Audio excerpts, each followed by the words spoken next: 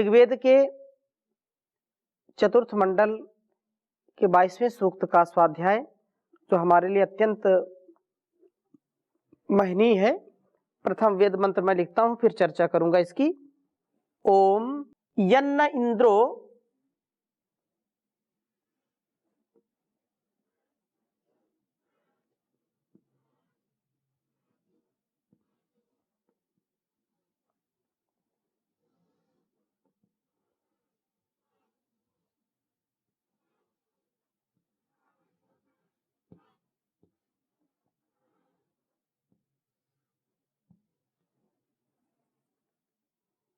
जुजुषे यच्च वस्ति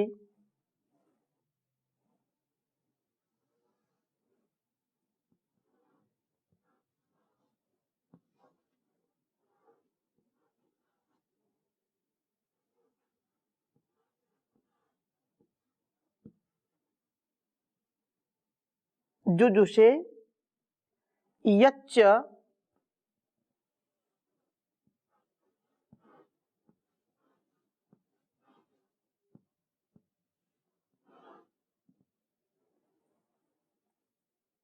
वष्टि।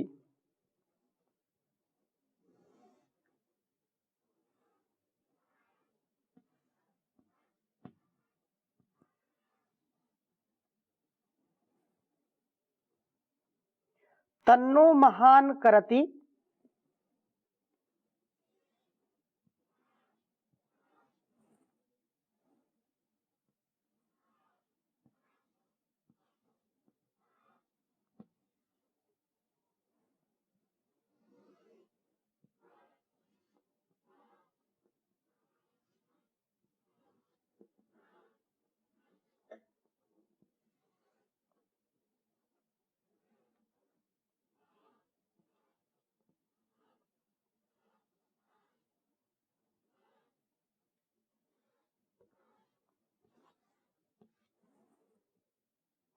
महान करति शुष्म्या चित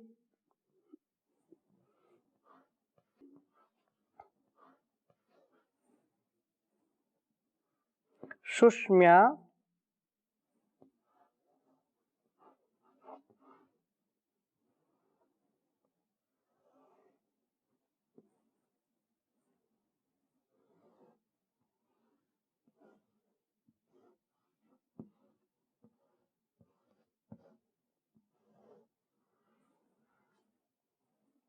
ब्रह्मस्तोमम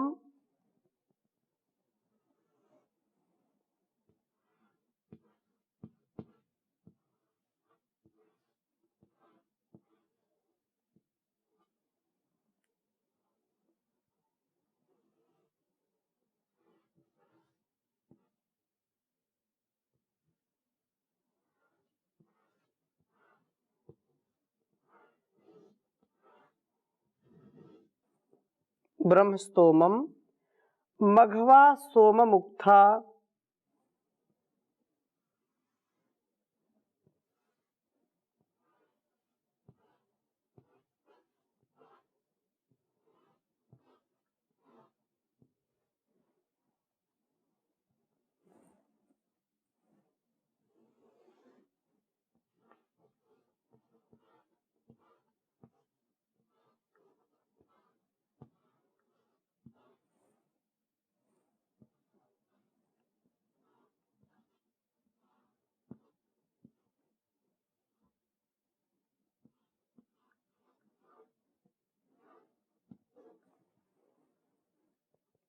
ब्रह्म सोममुक्था यो अस्मानं शवसा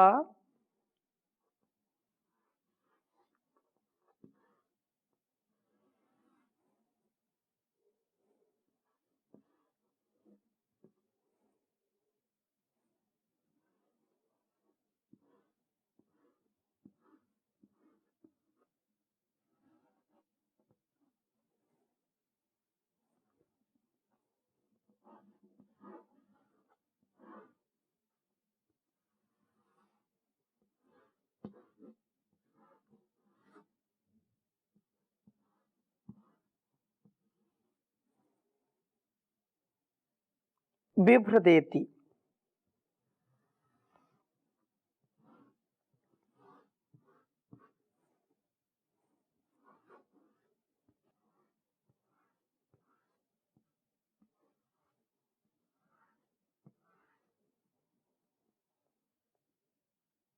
ऋग्वेद के चतुर्थ मंडल के 22वें सूक्त का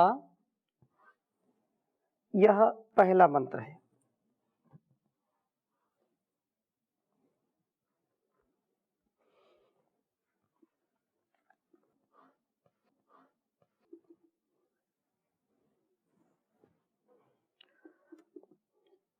ओम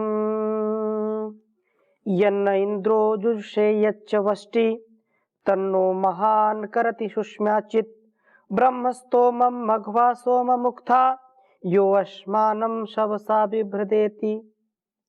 ओम यन्न इंद्रो जुषे यच्च वष्टि तन्नो महान करति शुष्म्याचित् ब्रह्मस्तोमं मघवा सोम मुक्था यो अस्मानं शवसा बिभ्रदेति।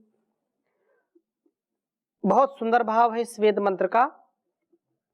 कहा है कि यत जब इंद्र, वह जो परम ऐश्वर्यशाली प्रभु है, जो सब संसार का ऐश्वर्य देने वाला है, नह हमारे प्रति जुजुषे, जुष प्रीतौ, जुजुषे अर्थात प्रीति वाला होता है। जब प्रभु की प्रीति हमको मिलती है तो हमारे जीवन में किसी भी प्रकार का दुर्गुण नहीं रह जाता। प्रभु की सन्निधि, प्रभु की प्रीति बहुत ही सौभाग्य से प्राप्त होती है। जब हम प्रभु के निकट आते हैं तो यहाँ कहा कि जब हम उसके निर्देशों का पालन करते हैं, उसके निर्देशों के अनुसार चलते हैं और उसे प्रसन्न कर पाते हैं। प्रसन्न अप्रसन्न होने का तात्पर्य यह है कि जैसा विधान है, जैसा विधान वेदवाणी ने विधि और निषेध के रूप में किया है, इस संसार में आकर के हमारा क्या करना है क्या नहीं करना, डूज एंड डोंट्स जो हैं, उनको जब हम समझते हैं और ठीक वैसा ही अपने स्वभाव में, अपने आचरण में, मनसा वाचा कर्मणा उनको उतारते हैं, तो फिर प्रभु के निर्देशों में चलते हैं तो प्रभु उससे प्रसन्न होते हैं। और यद च वष्टि, और जब वे प्रभु चाहते हैं तब वे सुष्मी, बलवान, महान जो पूज्य प्रभु हैं, न हमारे लिए चित्त निश्चय से ब्रह्म अर्थात जो ज्ञान को तथा स्तोमम इन स्तुति मंत्रों को आकरति सर्वथा करते हैं। यहाँ जब हम डुकरियां करने से क्रि धातु से बनाते हैं, धातु रूप जो है, तो करोति कुरुतः कुर्वन्ति रूप चलते हैं। वेद में सीधा करति अर्थात जो करते हैं। हमें इनका ज्ञान देते हैं, इनके अनुसार आचरण करते हुए हम निरंतर आगे बढ़ते हैं। मघवा ते वे जो है सर्व ऐश्वर्य वाले प्रभु सोमम, सोम को, वीर शक्ति को तथा इसके रक्षण के साधन भूत उक्था स्तुति वचनों को हमारे लिए करते हैं। इन स्तुति वचनों से हम वासनाओं से बचे करके सोम का रक्षण कर पाते हैं। हम उस प्रभु का स्मरण करते हैं जो कि अश्मानम, इस वज्र तुल्य दृढ़ शरीर को शवसा बल के साथ विभ्रत धारण करते हुए रति हमें प्राप्त होते हैं। हम प्रभु का स्मरण करेंगे तो हमारा शरीर वज्र की भांति दृढ़ होगा, शक्तिशाली हम होंगे। प्रभु का ही उपदेश हम सबके लिए है, अस्मा भव नस्तनु, हम सबके जो शरीर है वो वज्र की भांति फौलादी होने चाहिए। क्योंकि शरीर जितना शक्तिशाली होगा, बलशाली होगा, जितना रोगों से दूर रहेगा, उतना ही हम अपने कार्यों को, अपने जो है सेवाओं को प्रकर्षता के साथ कर पाएंगे, जब तक हम श्रेष्ठ शरीर वाले नहीं बनेंगे, जब तक हमारे जीवन में श्रेष्ठता नहीं आएगी, तब तक हम इस जीवन और जगत के लिए, अपने आत्म कल्याण से राष्ट्र कल्याण, विश्व कल्याण के लिए तैयार नहीं हो पाएंगे। अतः हम सबका यह परम कर्तव्य है कि अपने शरीर का हम पूरा ध्यान रखें, क्योंकि ये प्रथम साधन है। और प्रभु का चिंतन, प्रभु का मनन करते करते हम जब जितेंद्रिय हो जाते हैं, उसकी आज्ञा का पालन करने वाले हो जाते हैं, सोम का स्थापन करने वाले हो जाते हैं, सोम का पान करने वाले हो जाते हैं, सोम का आधान करने वाले हो जाते हैं, तो हमारा शरीर निरोगी होता है, हम बलशाली होते हैं, हर प्रकार से अपने और दूसरों के लिए हम प्रेरक बन जाते हैं।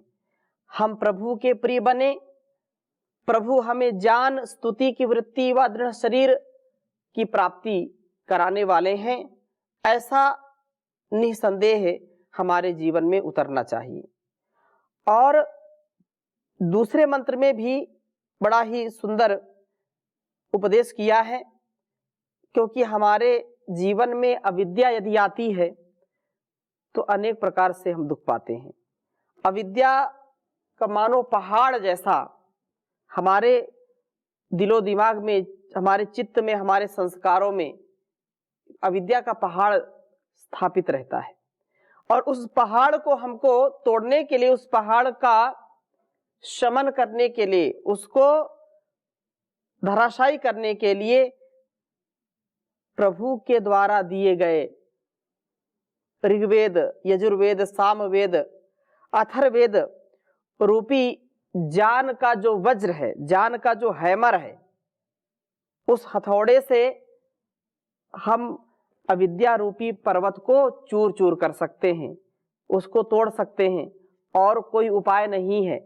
विवेक वैराग्य के साथ, ज्ञान के साथ, इस ज्ञान रूपी हथौड़े का या घन का जब प्रहार पड़ता है तो वासनाएं भी खंडित हो जाती हैं। हमारी जो बुरी भावनाएं हैं, काम, क्रोध, लोभ, मोह, ईर्ष्या, द्वेष की जो भावनाएं हैं, वे भी नष्ट हो जाती हैं, टूट फूट जाती हैं, चूर चूर हो जाती हैं, और हमारा व्यक्तित्व, कृतित्व बहुत ही पवित्रता से युक्त हो जाता है। तो इस दृष्टि से यहाँ पर दूसरे मंत्र में कहा, ओम वृषावृषंधिम चतुरश्रिमं स्युग्नो बाहुभ्यामृत महासचिवान श्रिये परुष्णीम उष्माणौर्णाम यस्याः पर्वाणि सख्याय विव्ये। कहा कि वे प्रभु शक्तिशाली हैं। चतुर अश्रिम अर्थात ऋग, यजु, साम, अथर्व रूप 4 धाराओं वाले वृषंधिम अर्थात शक्ति का आधान करने वाले वज्र को अस्यन शत्रुओं पर फेंकते हुए वे प्रभु अत्यंत तेजस्वी हैं। प्रभु हमारे काम, क्रोध को और हमारे जो शत्रु हैं, अंदर के या बाहर के, इन पर ज्ञान रूपी वज्र से प्रहार करते हैं, ज्ञान रूपी वज्र को प्रहृत करते हैं। यह ज्ञान रूप जो वज्र है, ऋग्वेद, यजुर्वेद, सामवेद, जिसका हम स्वाध्याय कर रहे हैं लंबे कालखंड से, तो यह वास्तव में हमारे अंदर के जो कलमश है, जो दुर्विचार हैं, उन सबको नष्ट करने वाला है। इसलिए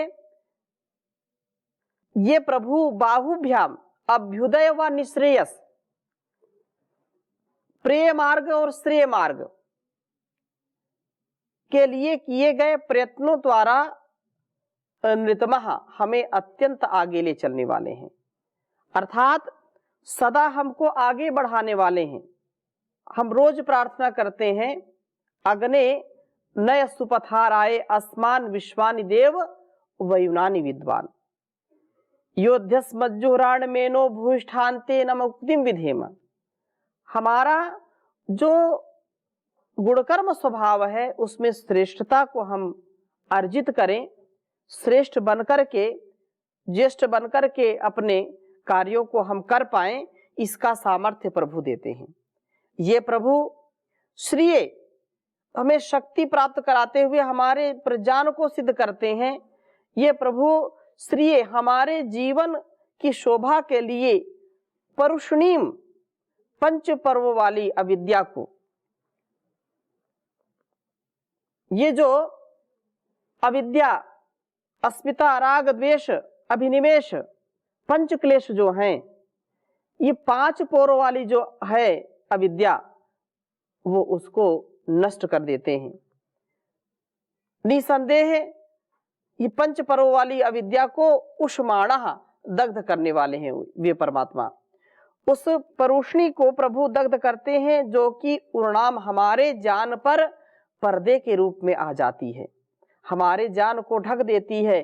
उस परुषणी को प्रभु दग्ध करते हैं, यस्या जिसके परवाणी पर्वों अर्थात जोड़ों को सख्याए जीव की प्रभु के साथ मित्रता की सिद्धि के लिए विव्ये जो है सीम डालते हुए शिव, यह इस प्रकार से प्रभु की जो शक्तियां हैं वे हमें अविद्या का जो पर्दा हमारे सामने पड़ा होता है, जो अविद्या हमको आकर के ढक लेती है अर्थात हमारे जान को ढक लेती है, और हम सत्य को, तथ्य को, जीवन के निर्माण के लिए जो आवश्यक ज्ञान है उसको हम भूल जाते हैं, हम भटक जाते हैं, विषयों में अटक जाते हैं। इससे हमको ऊपर उठाती है। ऐसी प्रभु की शक्ति है, वह अविद्या रूपी इस 5 पर्वों वाली इसको नष्ट करते हैं, और ज्ञान जो प्रकाश है उसका प्रकाशन विशेष रूप से करते हैं, उसको विवृत करते हैं, उसको प्रसारित करते हैं। यह ज्ञान प्रकाश को प्राप्त जीव ही प्रभु का मित्र बनता है। प्रभु हमारे अविद्या पर्वत को विदग्ध कर देते हैं, हमें उन्नति के पथ पर आगे बढ़ाते हैं। हम एक बार यदि उनके द्वारा बताए गए मार्ग का आलंबन लेकर के आगे बढ़ते हैं तो सदा कल्याण ही कल्याण है।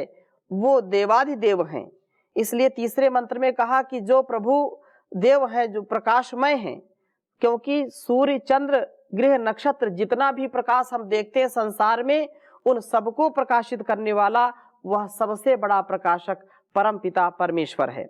उसके ही प्रकाश से इतना प्रकाश सारे संसार में, पूरे ब्रह्मांड में है।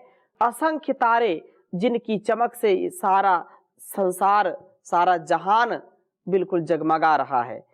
तो वे प्रकाशमय हैं और सर्वाधिक प्रकाशमय हैं, जो अपनी गतियों के द्वारा सर्वत्र प्रादुर्भूत हो रहे हैं। सभी जगह प्रभु की रचना का महत्व प्रकट हो रहा है। संसार में, इस ब्रह्मांड में कहीं कोई ऐसा स्थान नहीं है, ऐसा कोई काल नहीं, ऐसा कोई समय नहीं जहां पर जिस समय उस परमात्मा की विद्यमानता ना हो, अर्थात हम उसको अनुभव करें। वह हर पल, हर क्षण हमारे अंग संग है। कभी उसका मनन चिंतन करें, उसके साथ अपने आप को जोड़ें। तो इस प्रकार से कहा कि वे सर्वत्र प्रादुर्भूत हो रहे हैं, और जो प्रभु महद्भी सुषमय ही महान बलों से पूज्य हैं, वे प्रभु भुजाओं में चमकते हुए वज्र को धारण किए हुए हैं। ये वज्रधारी प्रभु बल से द्युलोक को तथा भूमि लोक को, पृथ्वी लोक को प्ररेजयत अत्यंत दीप्त करने वाले होते हैं। ये सारा द्युलोक तथा पृथ्वीलोक की शक्ति से युक्त जो शक्ति संपन्न हो रहा है, उसी से दीप्त हो रहा है। तस्य भासा सर्वमिदं विभाति भास्री दीप्तौ, अर्थात जो कुछ भी हम देख रहे हैं संसार में, सब उसी के ही चमक से, उसी के ही प्रकाश से प्रकाशित हो रहा है। कोई भी ऐसा तत्व नहीं, कोई भी ऐसा पदार्थ नहीं, कोई भी ऐसा जीव जंतु नहीं है जिस पर परमात्मा की कृपा दृष्टि नहीं है, या परमात्मा से भिन्न कोई उसको बनाने वाला है। सब कुछ उसी का है, उसी में है सब। इस प्रकार से यदि हमारी प्रार्थना हम उस प्रभु के प्रति करते हैं तो निसंदेह हमारे और इस संसार के लिए अत्यंत कल्याणकारी है। और इसमें बिना किसी राग द्वेष के, बिना छल कपट के, एकत्व के भाव में, क्योंकि सारे संसार का जो निर्माता है, सारे संसार का जो भरण पोषण करने वाला है, वह परमात्मा ही है। ऐसी हमारी भक्ति हो कि हम अनकंडीशनल सरेंडर में रहने लगें, संपूर्ण समर्पण कर दें। इसलिए अब सौंप दिया इस जीवन का सब भार तुम्हारे हाथों में, है जीत तुम्हारे हाथों में, नहीं हार तुम्हारे हाथों में। अब सौंप दिया इस जीवन का सब भार तुम्हारे हाथों में। मेरा निश्चय बस एक यही, एक बार तुम्हें पा जाऊं मैं, अर्पण कर दूं जगती भर का सब प्यार तुम्हारे हाथों में। अब सौंप दिया इस जीवन का सब भार तुम्हारे हाथों में। जो जग में रहूं तो ऐसे रहूं, जैसे जल में कमल का फूल रहे।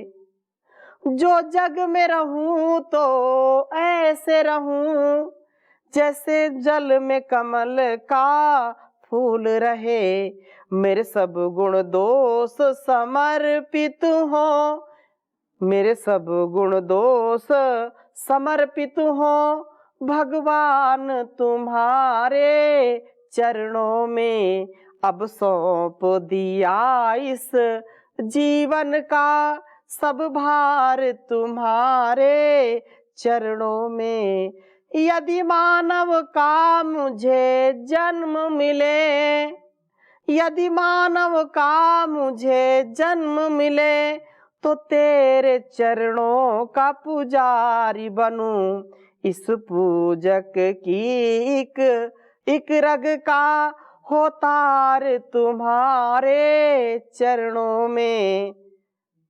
अब सौंप दिया इस जीवन का सब भार तुम्हारे हाथों में। जब जब संसार का कैदी बनूं, निष्काम भाव से कर्म करूं। जब जब संसार का कैदी बनूं, निष्काम भाव से कर्म करूं। फिर अंत समय में प्राण तजूं, निराकार तुम्हारे हाथों में। अब सौंप दिया इस जीवन का सब भार तुम्हारे हाथों में। मुझ में तुझ में बस भेद यही, मैं नर हूँ तुम नारायण हो। मैं हूँ संसार के हाथों में, संसार तुम्हारे हाथों में। अब सौंप दिया इस जीवन का सब भार तुम्हारे हाथों में, है जीत तुम्हारे हाथों में, नहीं हार तुम्हारे हाथों में, नहीं हार तुम्हारे हाथों में, नहीं हार तुम्हारे हाथों में। ओम शांति शांति शांति।